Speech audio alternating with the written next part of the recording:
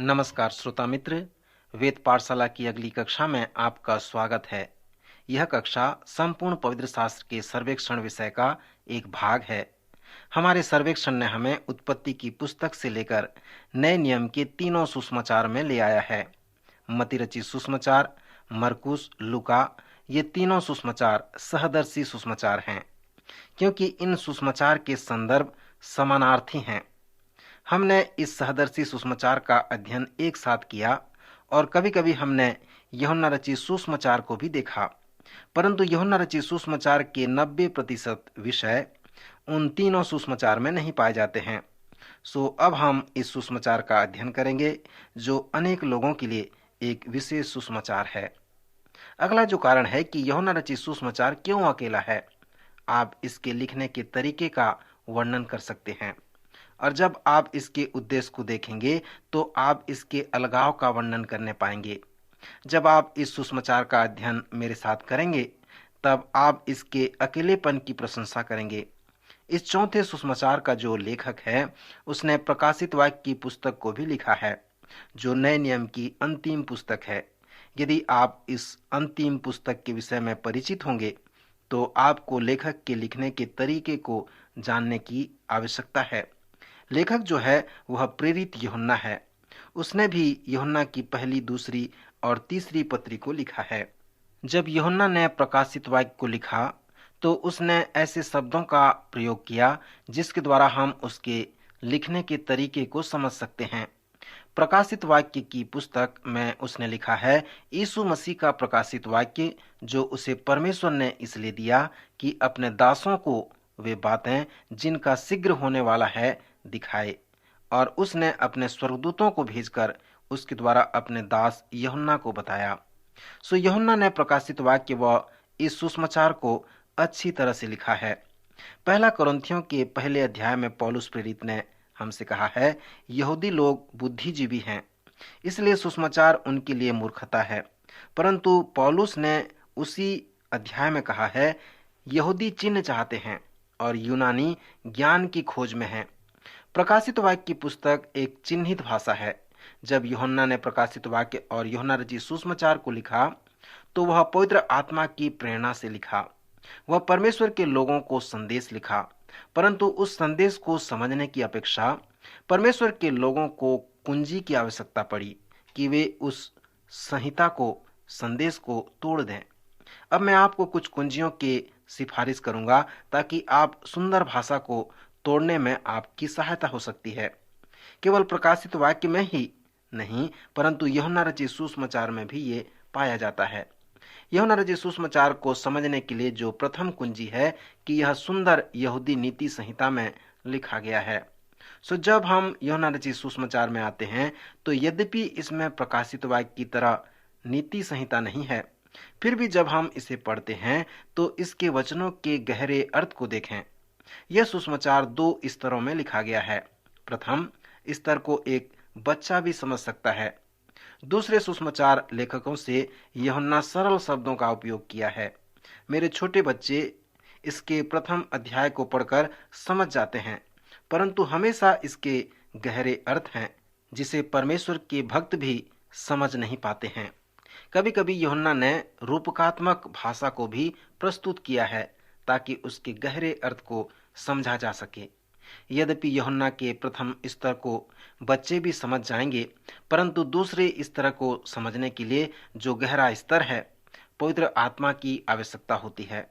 जब आप इस चौथे सुसमाचार को पढ़ेंगे, तो पवित्र आत्मा आपको उस गहरे अर्थ को समझाएगा, क्योंकि यूहन्ना ने अपने सुसमाचार को आत्मिक परमेश्वर की प्रेरणा व रूपकात्मक रूप से लिखा है। दूसरे स्तर में लिखा है, इसलिए यह मेरे पसंद का सुसमाचार है। अगली जो कुंजी है कि यूहन्ना रचित सुसमाचार ही पवित्र शास्त्र में एक ऐसी पुस्तक है जिसमें अविश्वासियों के लिए निर्देशित किया गया है। पौलुस प्रेरित दूसरा तीमुथियुस तीसरा अध्याय 16 और 17 पद में हमें संपूर्ण पवित्र शास्त्र के उद्देश्य को बताया है कि परमेश्वर का जन सिद्ध बने और हर एक भले कार्य के लिए तत्पर हो जाए। सो पवित्र शास्त्र अन्य जातियों को संबोधित नहीं करता, परंतु विश्वासियों को संबोधित करता है।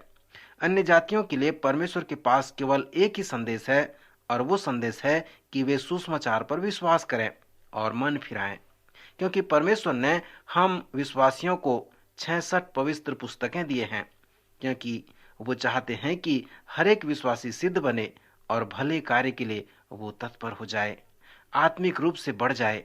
यूहन्ना रचित सुसमाचार में अनेक ऐसे वचन हैं जिससे परमेश्वर के जन सिद्ध बन सकते हैं, परंतु फिर भी यूहन्ना रचित सुसमाचार पवित्र शास्त्र में एक ऐसी पुस्तक है जो अन्य जातियों को भी संबोधित करती है, ताकि वे विश्वास करें और मन फिराएं। इस सुसमाचार में और यूहन्ना के प्रथम पत्री में प्रेरित यूहन्ना ने हमें बताया है कि क्यों उसने हमारे लिए लिखा है। उन पद को देखने से हमें बहुत ही उपयोगी होगा, जहां पर यूहन्ना इस सुसमाचार को लिखने के उद्देश्य को बताया है। उसने अनेक चिन्ह व अद्भुत प्रमाणों को लिखा है, उन कार्यों के जिसे यीशु ने किया। यूहन्ना ने विश्वास किया, क्योंकि वो चिन्ह वो आश्चर्य कर्म ये प्रमाणित करते हैं कि यीशु मसीहा है, वो मसीह है, परमेश्वर का एकलौता पुत्र है और जगत का उद्धार करता है। 20वें अध्याय के 30वें और 31वें पद में यूहन्ना ने हमसे कहा है कि यीशु ने और भी चिन्ह चेले के सामने दिखाए हैं जो इस पुस्तक में लिखे नहीं गए, परंतु ये इसलिए लिखे गए हैं कि तुम विश्वास करो कि यीशु ही परमेश्वर का पुत्र और मसीह है, और विश्वास करके उसके नाम से जीवन पाओ। यूहन्ना ने ये दर्शाया है कि वह कौन था, क्या था और क्यों इस पृथ्वी पर था। इस सुसमाचार के अंतिम पद में यूहन्ना ने हमें बताया है कि यीशु ने और भी बहुत से काम किए। यदि वे एक एक करके लिखे जाते तो मैं समझता हूं कि पुस्तकें जो लिखी जाती वे जगत में भी न समाती, परंतु यूहन्ना ने यहाँ पर हमें बताया है कि मैंने उनमें से कुछ को चुन लिया है। सो यदि आप उसे जांचोगे तो तुम कायल होगे और जानने पाओगे कि नासरत का यीशु ही मसीह है और परमेश्वर का पुत्र है। और यदि तुम इस सच्चाई पर विश्वास करोगे जो मैं तुम्हें बता रहा हूं, तो तुम अनंत जीवन का अनुभव करने पाओगे।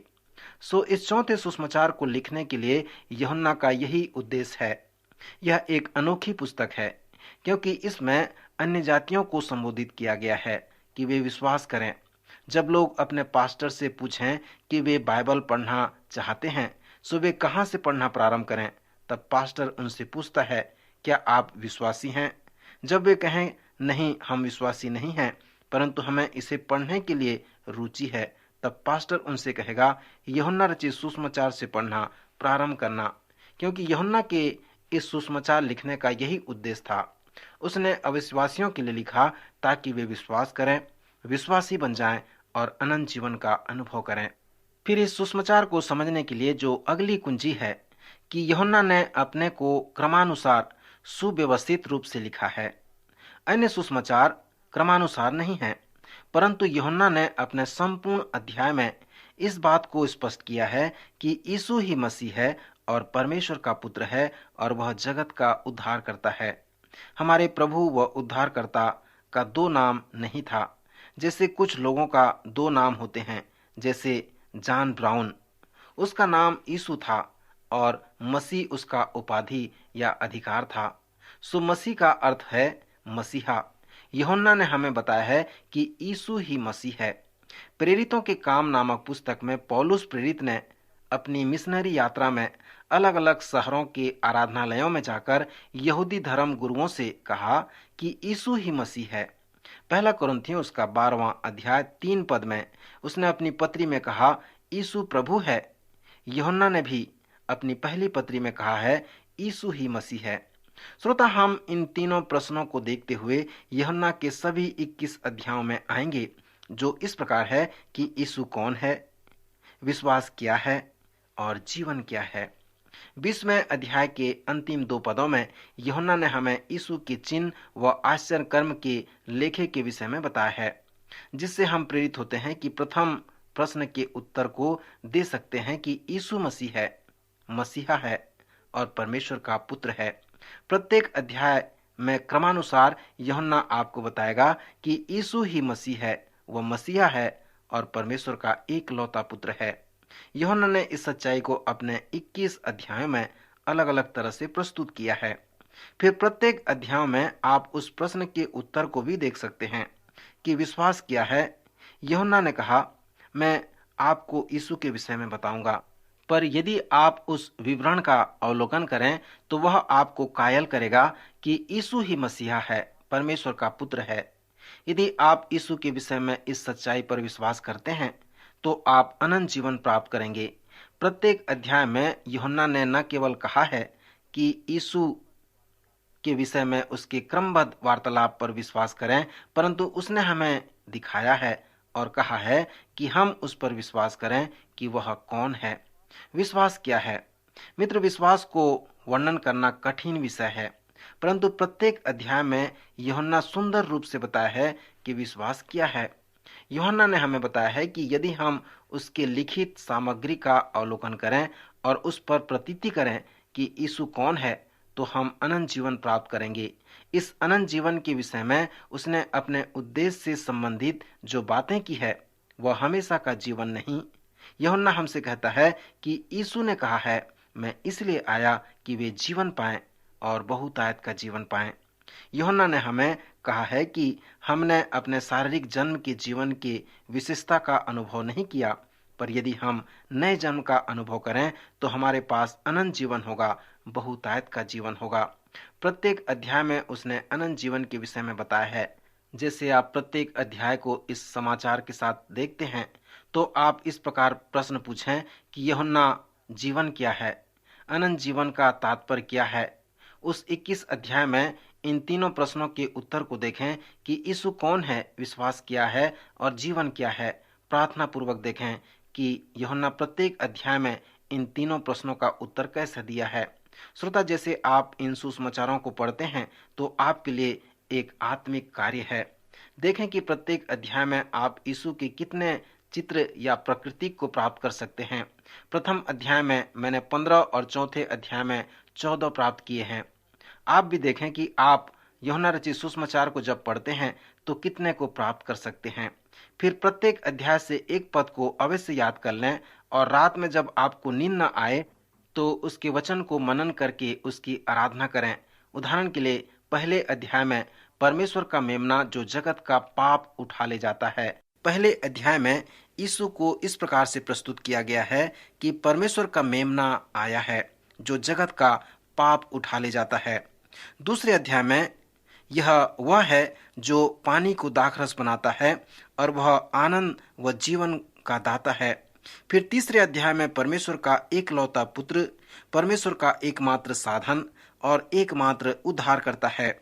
चौथे अध्याय में जीवन का जल है। पांचवें अध्याय में पवित्र शास्त्र की कुंजी है। छठवें अध्याय में जीवन की रोटी है। सातवें अध्याय में यीशु परमेश्वर की ओर से गुरु होकर आया। आठवें अध्याय में वह जो जानता है कि कहां से आया है और कहां को जा रहा है। नौवें अध्याय में वह जगत की ज्योति है। 10वें अध्याय में भेड़ों का महान चरवाहा है। 11वें अध्याय में पुनरुत्थान और जीवन है। 12वें अध्याय में गेहूं का वो दाना जो भूमि में पड़ता है और जब वह मर जाता है तो बहुत फल लाता है और अपने पिता की महिमा करता है। फिर 13वें अध्याय में वो दास जो चेलों का पांव धोता है। 14वें अध्याय में वो जो कहता है मार्ग, सत्य और जीवन मैं ही हूँ। 15वें अध्याय में वो दाखलता है जो डालियों को देखता है। 16वें अध्याय में वो जो पवित्र आत्मा भेजने वाला है। 17वें अध्याय में वो महान महायाजक जो अपनी कलीसिया के लिए प्रार्थना करता है। 18वें अध्याय में वो महान गवाह जिसने कहा इस अंत के लिए मेरा जन्म हुआ और इसी कारण मैं इस पृथ्वी पर आया हूँ ताकि मैं सत्य की गवाही दूं। फिर 19वें अध्याय में मसीह को क्रूस में चढ़ाया गया। 20वें अध्याय में मसीह जी उठा। 21वें अध्याय में मसीह ने महान आदेश दिया है।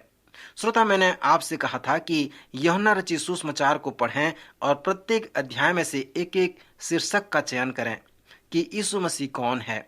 अभी मैंने उन 21 अध्यायों में से यीशु के रूप चित्र को आपके सामने में रखा। आप भी चुनाव और उसका शीर्षक रख सकते हैं। फिर उन्हें याद कर लें और फिर यूहन्ना रचित सुसमाचार को अपने तरीके से अध्ययन करें। हम अपने पिछले चरण को यूहन्ना रचित सुसमाचार का परिचय कह सकते हैं। अब हम तैयार हैं कि यूहन्ना रचित सुसमाचार के एक एक अध्याय का अध्ययन करें। पहले अध्याय में विद्वान हमें बताते हैं कि प्रथम 18 पद को हम प्रस्तावना कह सकते हैं। एक राष्ट्रीय प्रचारक को कहते हुए मैंने सुना कि जब तुम प्रचार करो तो 3 कार्य करो। प्रथम, तुम लोगों को बताओ कि तुम उन्हें क्या प्रचार करने जा रहे हो। दूसरे में तुम उन्हें प्रचार करो और तीसरे भाग में तुम उन्हें फिर उन बातों को स्मरण दिलाओ कि तुमने उन्हें क्या प्रचार किया। प्रचारक का यह बहुत ही अच्छा सलाह है और यूहन्ना ने भी अपने सुसमाचार में इसी प्रकार प्रचार किया है। प्रथम 18 पद में यूहन्ना ने हमें बताया है कि वह हमें क्या बताने जा रहा है। फिर पहले अध्याय के 19वें पद से लेकर 20वें अध्याय के 30वें पद तक उसने हमें बताया है प्रचार किया है। फिर 20वें अध्याय के 30 पद से 31 पद में उसने हमें बताया है कि उसने क्या बताया था। यूहन्ना अपने प्रस्तावना में हमसे कहा है कि यीशु मसीह परमेश्वर का वचन था। जो वचन है विचार का साधन है। यदि मैं अपने विचार को आपके मन में डालना चाहूंगा तो मैं वचन का उपयोग करूंगा। मनुष्य से बातें करने के लिए परमेश्वर के पास बहुत विचार हैं और वही विचार यीशु के द्वारा अभिव्यक्त किया गया है। इसी संदर्भ में यूहन्ना कहता है कि यीशु वचन था।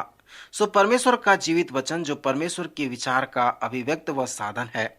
प्रारंभ में ही यीशु परमेश्वर के साथ था और यीशु परमेश्वर था। यूहन्ना रचित सुसमाचार का जो संदेश है कि वचन देहधारी हुआ और हमारे बीच में डेरा किया और हमने उसकी ऐसी महिमा देखी जैसी पिता के एकलौते की महिमा। परमेश्वर के लोगों के पास अनेक वर्षों से लिखित वचन था, परंतु जब परमेश्वर ने संसार को देखा तब उसने यह निर्णय किया कि इस चर्म पत्र पर स्याही के साथ उन्हें और कुछ चाहिए। यद्यपि उत्पत्ति से मलाकी तक परमेश्वर का प्रेरणादायक वचन था, फिर भी ऐसे वचन को संसार में लाया जो देहधारी हो। परमेश्वर स्वयं देह धारण किया और हमारे बीच में डेरा किया ताकि हम उसे देख सकें, उसके साथ संबंध स्थापित कर सकें। अपने प्रस्तावना में यूहन्ना ने फिर से हमें अपने लिखने के उद्देश्य को बताया है।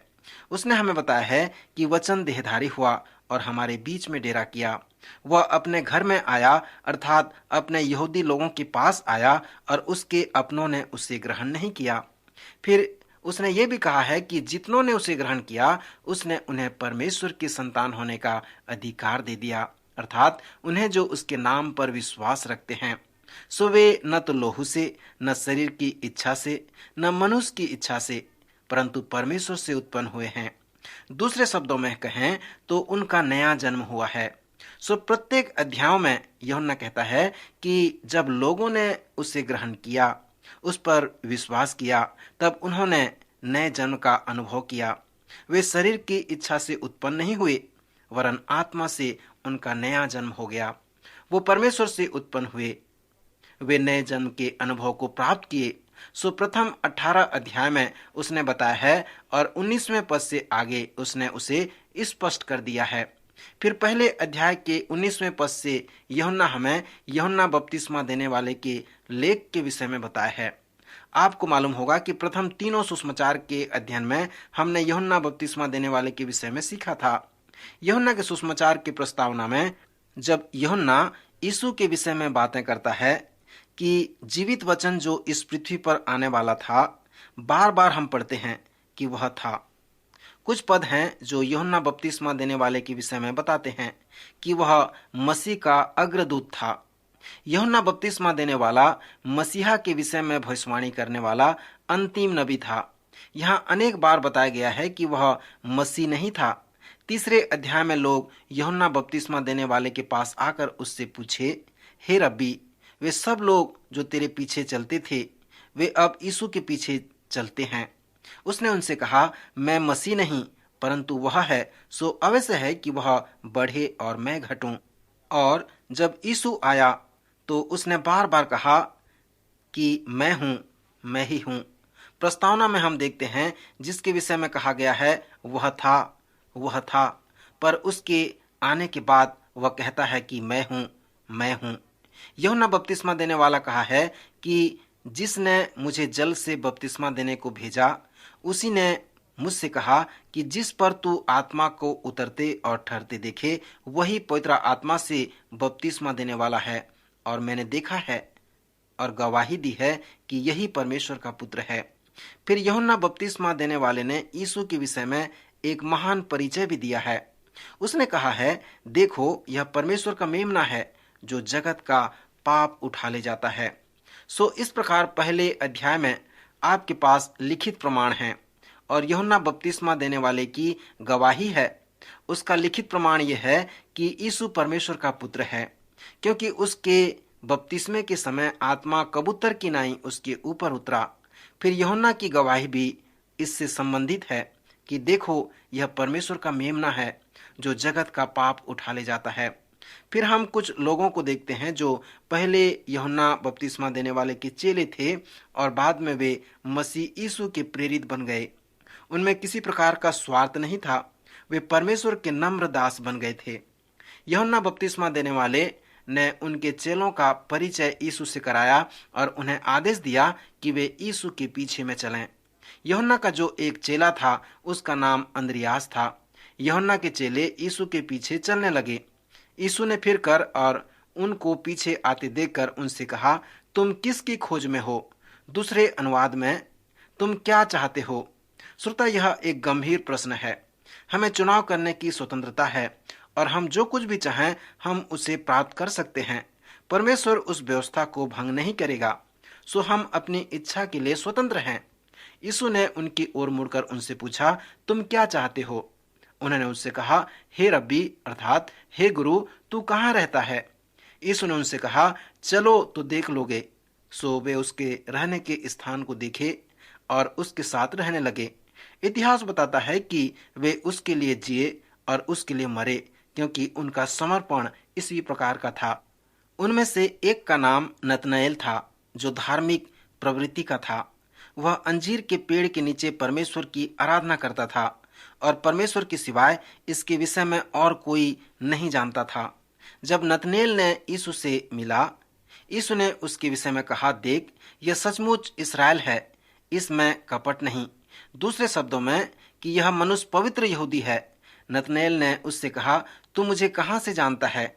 यीशु ने उससे उत्तर दिया, उससे पहले कि फिलिप्पुस ने तुझे बुलाया, जब तू अंजीर के पेड़ के तले था, तब मैंने तुझे देखा था। नतनएल ने उससे कहा, हे रब्बी, तू परमेश्वर का पुत्र है, तू इस्राएल का महाराजा है। नतनएल इस बात को जानकर आश्चर्य करने लगा कि यीशु ने मुझे उस अंजीर के पेड़ तले परमेश्वर के साथ समय बिताते हुए कैसे देख लिया। तब यीशु ने उससे कहा, नतनएल, तू इससे भी बड़े बड़े काम को देखेगा। पहले अध्याय के अंतिम पद को हम अंजीर के पेड़ की संगति भी कह सकते हैं। नतनएल के पास स्थान था जहां पर वह परमेश्वर से मिला करता था। मित्र, क्या आपके पास कोई ऐसा स्थान है जहां आप परमेश्वर से मिलते हैं? अब मैं उन 3 प्रश्नों को फिर पूछना चाहूंगा कि यीशु कौन है, विश्वास क्या है और जीवन क्या है। प्रथम अध्याय में यीशु कौन है? यीशु वो वचन है जो देहधारी हुए और हमारे बीच में डेरा किए। पद 17 में एक सुंदर कथन है कि व्यवस्था तो मूसा के द्वारा दी गई और अनुग्रह व सच्चाई यीशु मसीह के द्वारा पहुंची। हमें अनुग्रह दिया गया है कि हम उसे अपने जीवन में लागू कर सकें। फिर पहले अध्याय में विश्वास क्या है? पहले अध्याय में विश्वास यीशु को ग्रहण करना है। वह अपने लोगों के पास गया, परंतु उसके अपनों ने उसे ग्रहण नहीं किया, परंतु जितनों ने उसे ग्रहण किया, उस पर विश्वास किया, उसने उन्हें परमेश्वर के संतान होने का अधिकार दिया। पहले अध्याय में विश्वास यही है। फिर इस पहले अध्याय में जीवन क्या है? जीवन का मतलब नया जन्म पाना है। जीवन वह है जो आपको संपूर्ण जीवन को बदल देता है। प्रभु आज के वचन द्वारा आपको आशीष दे, आपकी सहायता करे।